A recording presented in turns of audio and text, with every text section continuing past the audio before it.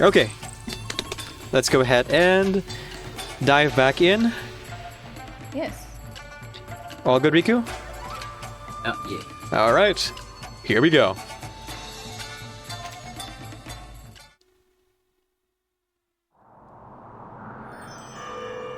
Part 3, The Old Friend.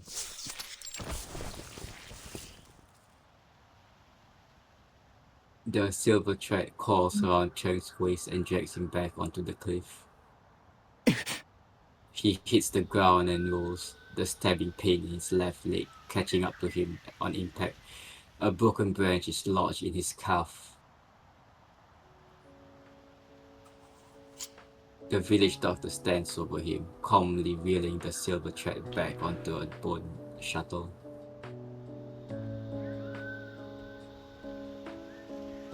It's you! Also, have to say real quick, spoilers ahead. We'll be addressing chat between chapters, but feel free to chat anyway if you want to get featured in the highlight.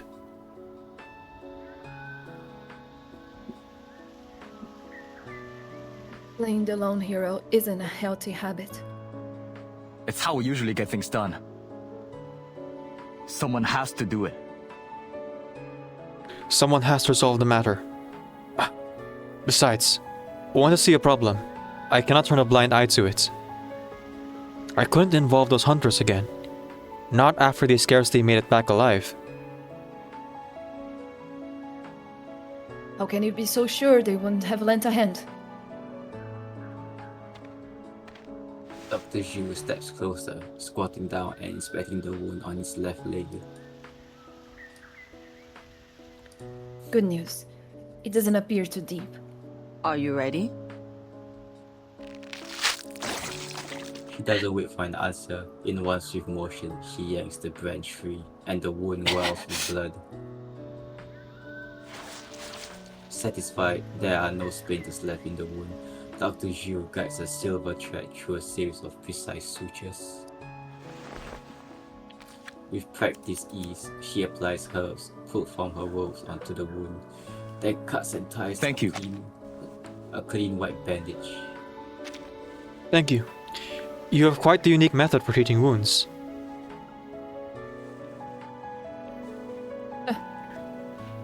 I just find some joy in experimenting with my arcane skill.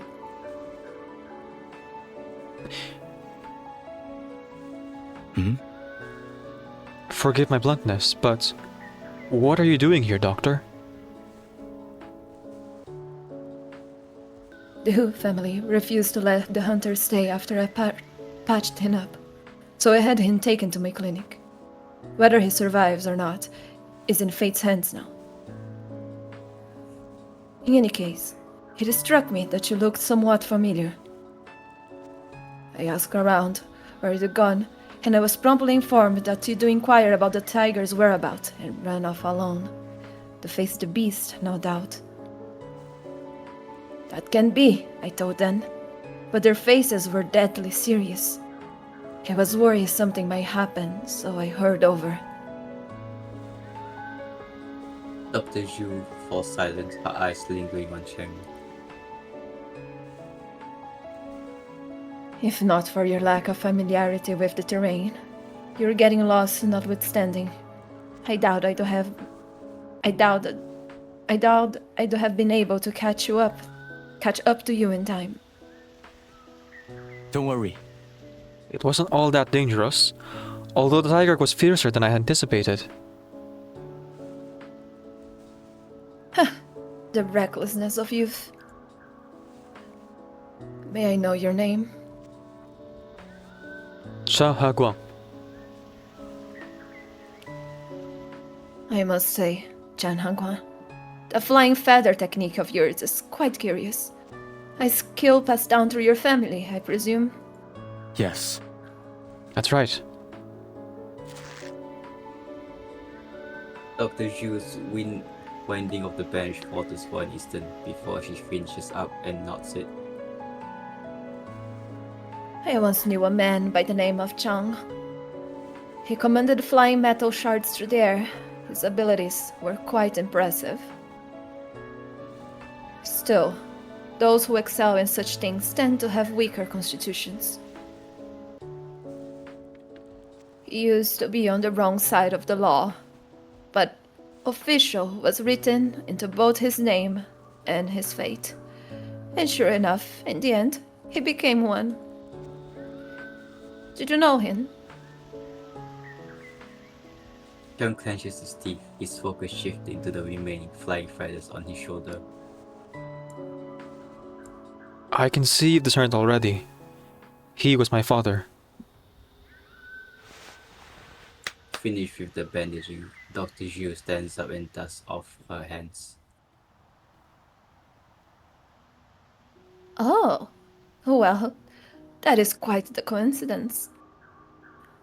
Your father and I were friends, which, I suppose, makes you my nephew, or near enough. So listen, nephew. This injury will take a few days to heal, and the dressing will need changing. My clinic's at the foot of the mountain. Come stay with me for a few days. Thank you.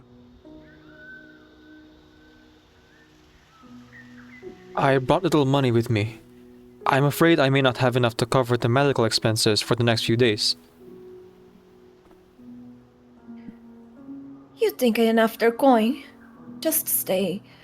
You can pay me back by lending me your hand when you can. Might I lend you mine in getting up? No need. I can manage.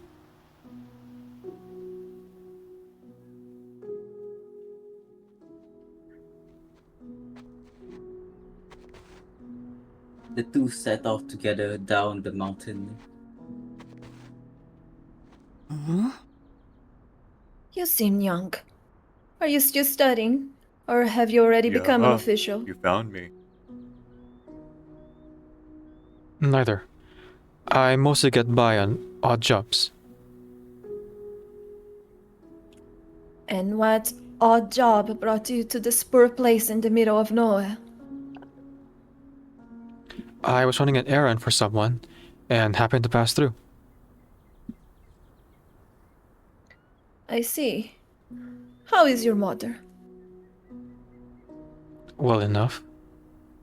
And your father? He passed away. What happened? He had an accident. I'm sorry. I'm sorry. I never would have imagined. Imagined. He, He was still young, but I suppose death comes to us all. A long silence falls.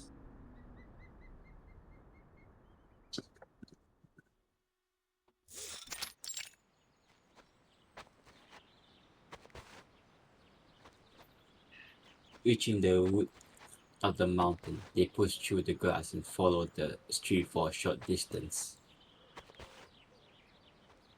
From between the trees, a solitary white house emerges into view. Why set up a clinic out here in the wilderness? It would be easier to see patients if you live in the village. Convenient, sure. But the houses in the village are tall and crammed together one after another. Living like that would be maddening. But your clinic has the same black roof tiles and white walls. It looks no different from the house in Sioux County, or the village.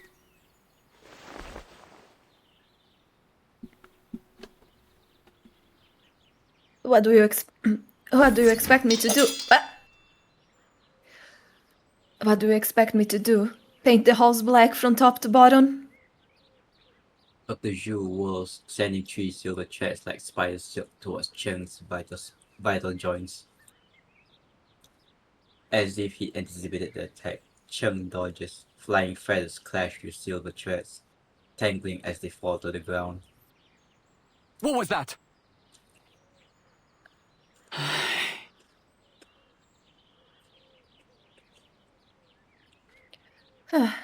You could have stood and taken the threads, yet you choose to dodge and tear the wound open instead.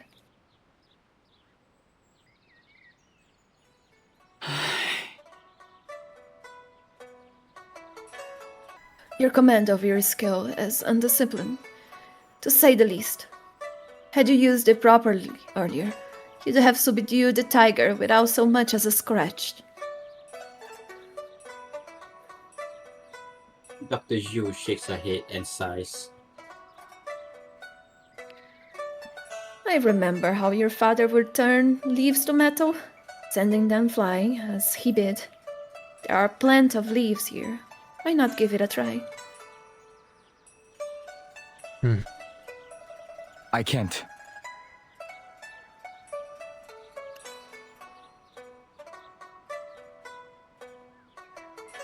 Everyone from my clan can control light metals, but transmutation? I am the only one left who can do it. Or at least, I ought to be.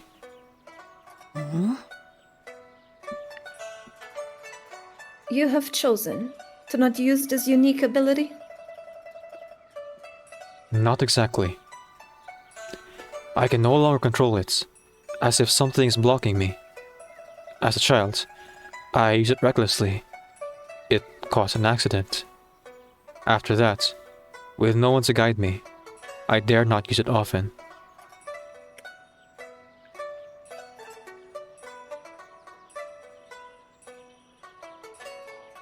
A waste, if you ask me.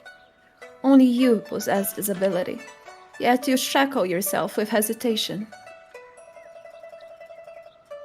Your father and I spared many times, enough for me to become familiar with his arcane skill. His arcane skill, like mine, rely on guiding matter with qi. If you wish it, I can teach you a few techniques. Be a guide of sorts. But why? Why? Because I want to. And because it's the right thing to do. But...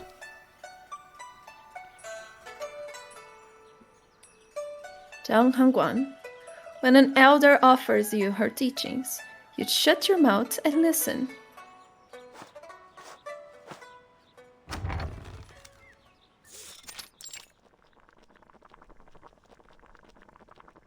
Dr. Zhu swings open the clinic door without ceremony. Yeah, you got it. Yeah. One more time, please. Oh, sure. Dr. Zhu swings open the clinic door without ceremony. Inside the clinic, an assistant is busy boiling medicine. 2 or 3 patients lie resting nearby, including the hunter whose arm was mauled earlier.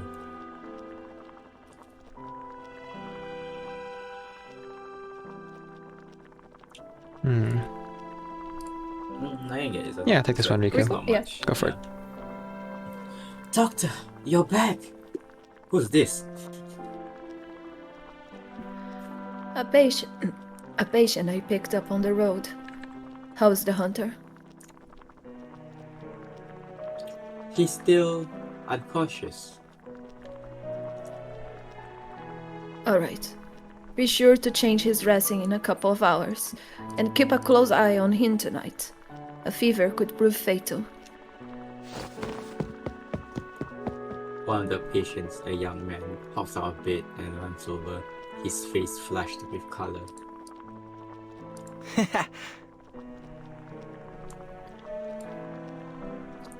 I'll take the young man. Yep. Doctor, that medicine's incredible. I've never felt so alive. Like I could plow 2 acres of land without so much as a breath. I'm glad to hear. Help me! Go, Riku. Doctor, help!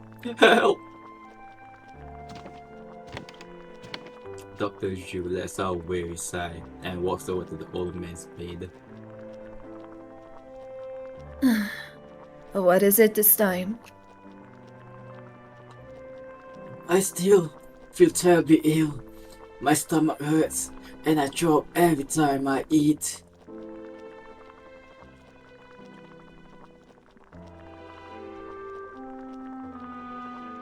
I gave you strict instructions not to have any food. But you just couldn't help yourself, could you? I just brought him some fresh medicine. I only bought it a moment ago. It's still hot. To the assistant's surprise, Dr. Zhu smiled and looked up at Cheng, who is still standing by the door. Perfect. We have just the man for handling a little heat.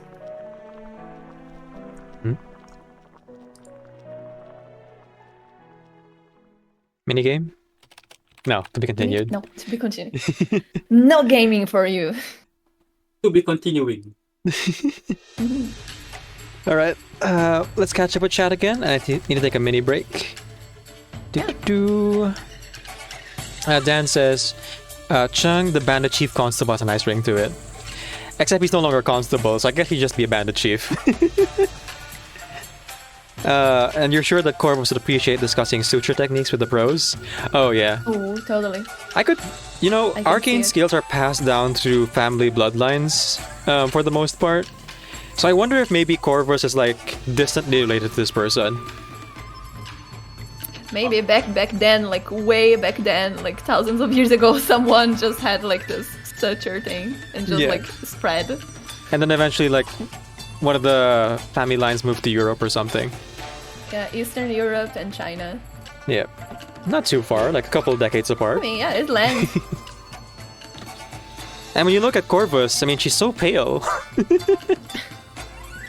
It's the depression. Right. Okay, and then the Twitch chat as well. Let's see. Flandering says, I'm gonna go eat dinner real quick. Have a nice time dropping tigers. Yep. Enjoy dinner. Only watching the PJ series because it's your childhood favorite book series. It's the first time they're adapting the third book. Percy Jackson. Yes. Yeah. Man, there are people whose childhood is Percy Jackson. I feel so old. Yes, it hurts. There are people who were born after 2000 who are full-grown adults now. I hate that. If you are born after the 2000s, you were a child forever. I'm sorry, I cannot. There is no adults after 2000s. I refuse. People's childhood is like Hunger Games. Vesperina says, hello, how are you guys? We're doing quite well, Vesperina, welcome in. And a shout out to you, my friend. Vesperina. Hang on, I can spell. The place of Vesperina. There we are. Folks, please go ahead, click the heart off the chat and check out Vesperina over in her channel. She is an artist here on Twitch and a player of various story-driven games, including her first 1999, More Immense, and many others. Hi, Gifted. Vesperina says. Right, accident. Cheng Heguang's father died of an accident too. Exactly, like his father died of an accident. That is an interesting use of the same word. Yeah. Right, the old man can't eat. He throws up all of his food. He feels nauseous and sick. It must be love. Must be love, indeed. Yeah, Sick. it's the love bug. Okay, retirement home.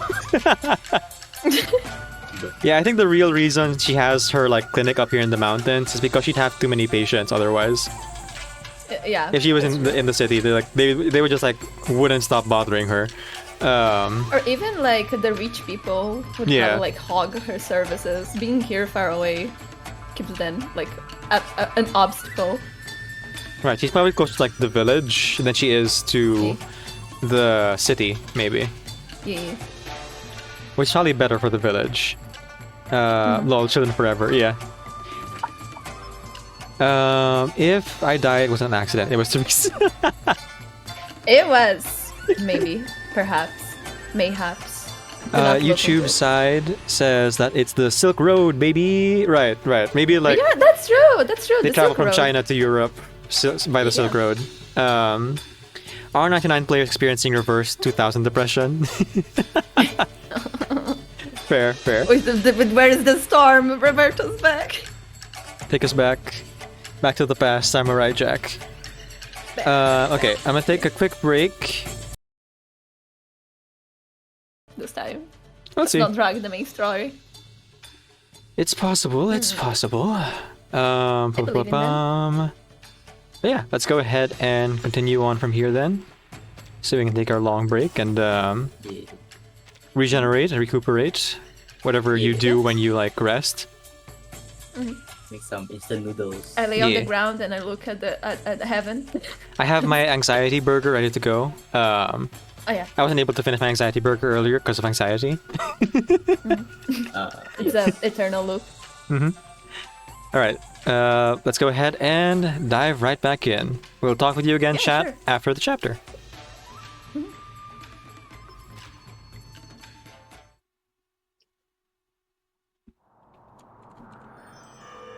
Part 4. The Silver Thread.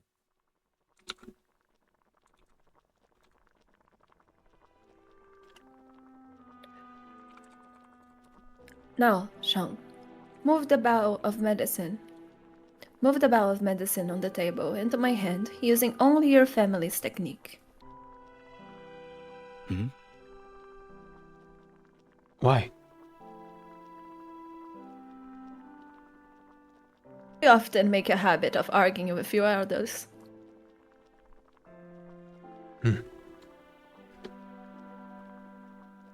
Brewing and serving medicine is part of the clinic's duties. But if you prefer to lie around and take advantage of my hospitality for the next few days, be my guest. Cheng falls silent for a moment, then extends his right hand and aims it at the bowl of medicine.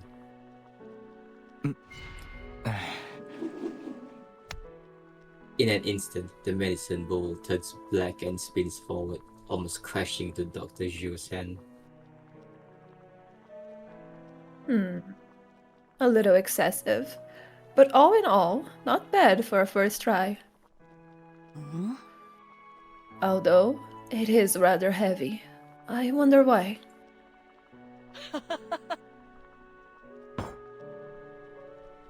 She breaks into a cheerful laugh, then props the metal bowl upright and shows it to Cheng.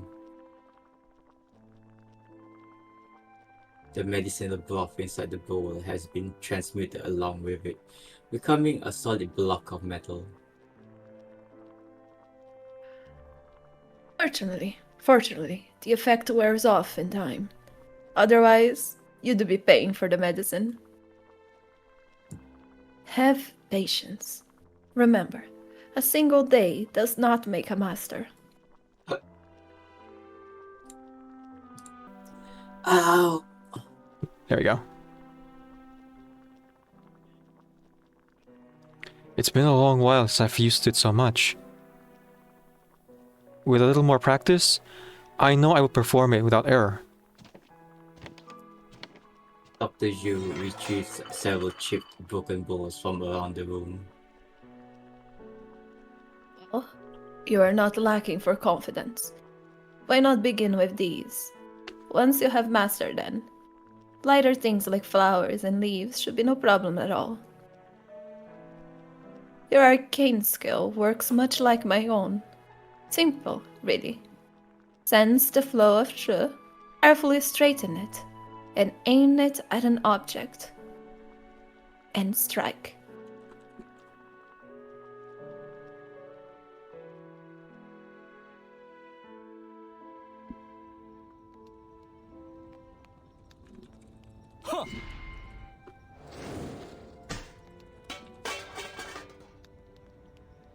The metal bowl slams into the wall once again, and Chang's brow knots even tighter.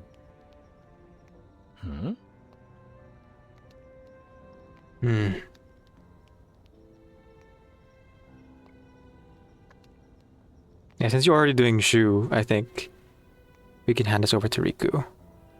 Oh, yeah, sure. Young man, I watched you throw that broken bowl around day after day, And I still can't fathom why Dr. Zhu is making you do it. Having woken up with little else to occupy him, the tiger-bitten hunter has decided to strike up a conversation with Cheng. I'm training my arcane skill. Unable to resist, the remaining two bedridden patients chime in as well. Training? That old lady can't even throw a punch. What does she think? She's some sort of martial artist? Some sort of martial arts master now? What do you mean, can't throw a punch?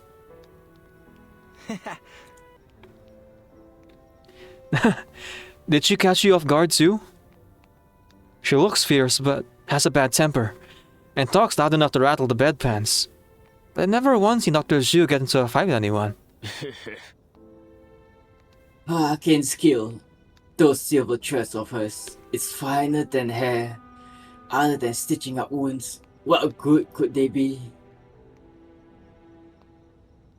The thought hadn't occurred to me. Come on now, you can hardly say that. At the Dual Show Festival, Dr. Zhu played a female soldier, remember? Kill, kill! She was like a demoness, fierce as anything. Come on, anyone can shout. I could just as well play a great general. All troops, heed my command! Another metal ball rolls onto the floor.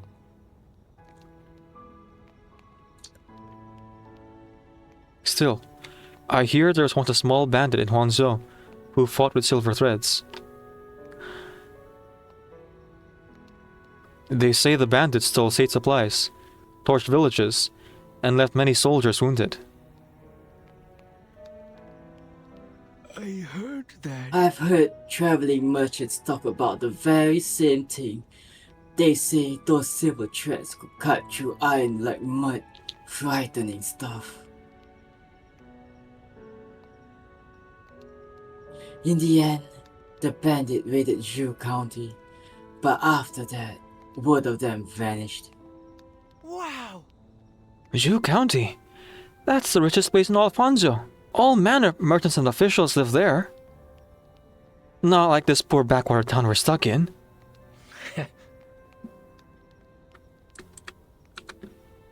Nonsense! Dr. Zhu would never stoop to being some lowly mountain bandit. If she could fight, she'd be a hero.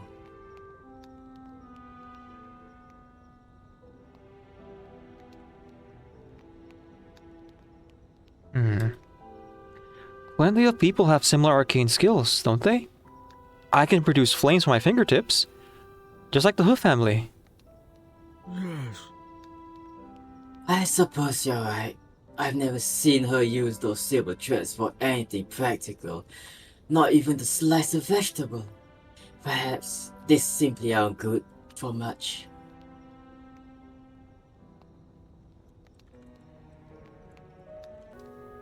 You could walk every street of the village saying she's a bandit, and I bet not a soul would believe it. Well, Is that so? There was a time we didn't have a doctor in the village. Small illnesses we just had to endure, and we couldn't afford the county fees for anything serious. After Dr. Zhu arrived, the villagers could finally get the treatment they needed. That's right. My son was having convulsions last year. It's thanks to her that he's still with us.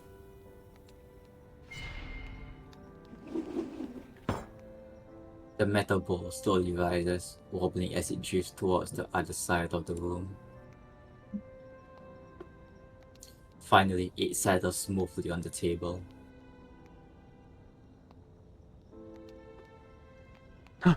That's awesome. Let's go.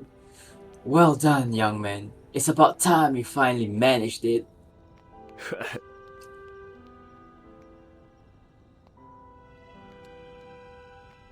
Now, maybe you can get my medicine over here without spilling it.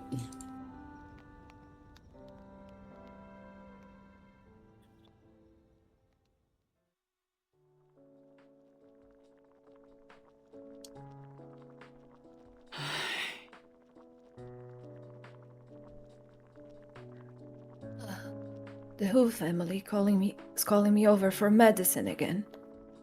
Ever sending their orders, yet never bothering to actually come to the clinic.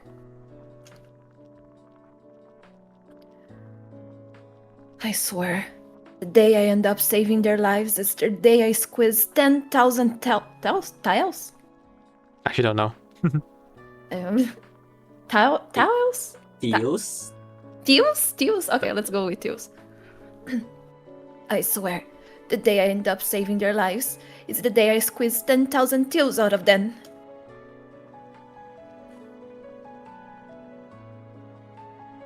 Oh, this definitely came back. Go ahead, Doctor. I'll keep an eye on the clinic. Dr. Zhu is halfway across the threshold when a teacup suddenly spins in from behind, aimed at her side. Doctor! Dr. Zhu doesn't even flinch. She reaches out her hand and the teacup halts in midair before slowly dropping into her palm.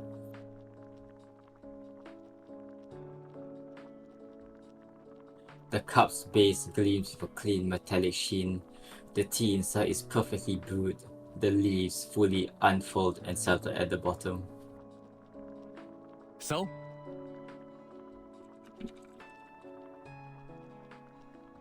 Not bad. To have come this far in just 3 days. Your progress is indeed worthy of praise. Dr. Zhu drinks the tea in one gulp and steps out the door.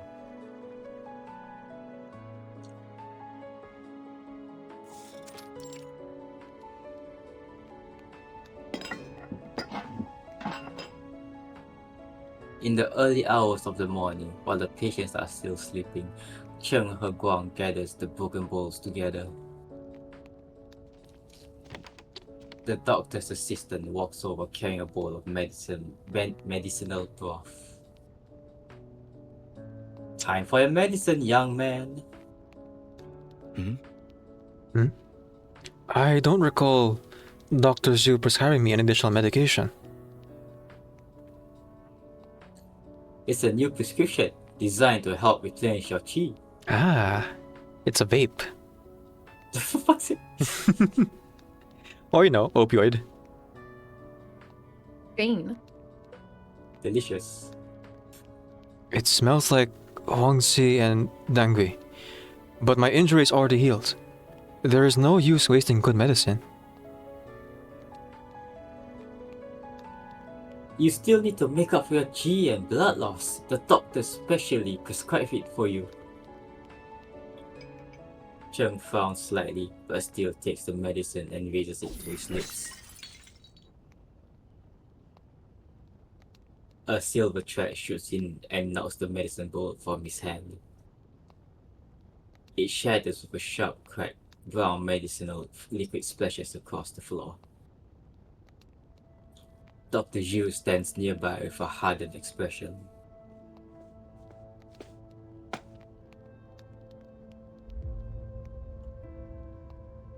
That is not what I prescribed.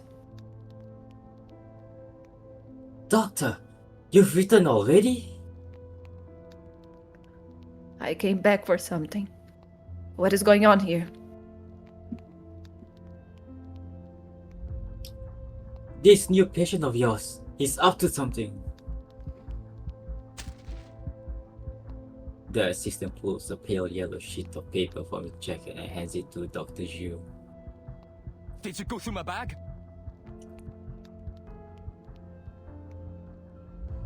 Regular visitors don't inquire about bandits at the clinic. You covered your tracks well, but were not well enough. Let's see here. The bandit known as Shadowbones, bearing arms in public, robbed the prefecture granary. The offender is a violent bandit who wields a bone shadow and silver thread with deadly precision. All jurisdictions are commanded to conduct the arrest with extreme vigilance. So, is this the warrant for my arrest? My, look how hideous this drawing of me is. Who would even recognize me from such a scrawl? Suppose it was my arcane skill that gave me away, wasn't it?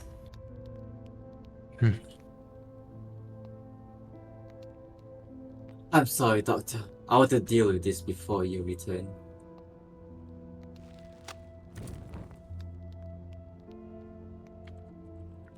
Dr. Zhu folds the LS wand in half and tosses it into the nearby brazier.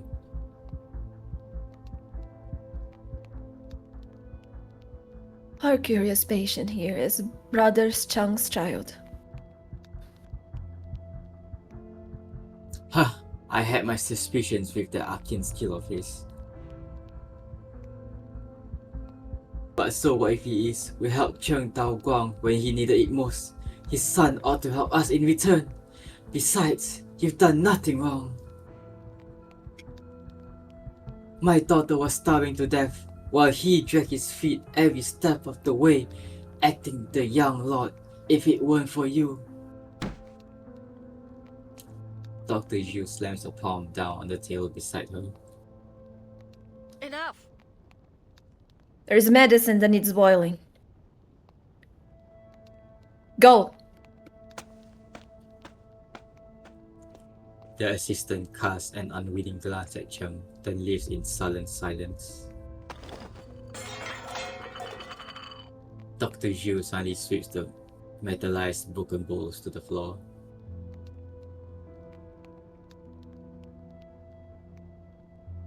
You said you were not with the Omen. I am not. But on occasion, I take bounty orders from them.